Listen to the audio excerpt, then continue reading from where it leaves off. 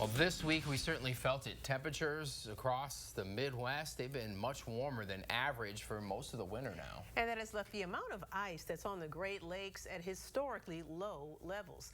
Meteorologist David Tillmans joins us live downtown with more about this. So, David, what does this mean for us? Well, Tara, NOAA released a report earlier this month that stated that Great Lakes ice coverage was just at 2.7%. For mid-February, this is the lowest ice levels have been since record-keeping began in 1973. Now, the report stated that Lake Huron was the iciest lake at the time with about 6% ice coverage. Meanwhile, Lake Erie was practically ice-free with coverage being less than 0.1%.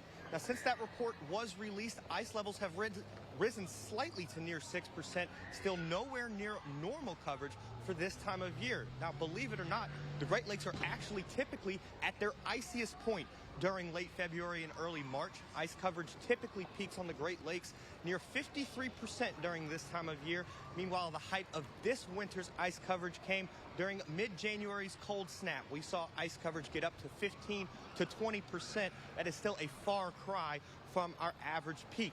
Now, what does this mean for communities on the lake? The lack of ice has made this season really tough for fishers who rely on ice fishing during the winter to make a living and to supply their community. The ice also helps decrease energy from waves and wind as they come ashore. That lack of ice can put the shoreline at a higher risk of erosion and can also lead to more lake effect snow for shoreline communities.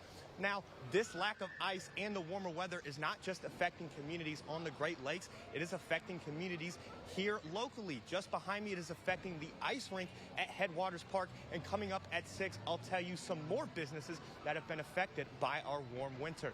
Reporting live from Headwaters Park, I'm meteorologist David Tillmans with Fox 55 News. David, thanks.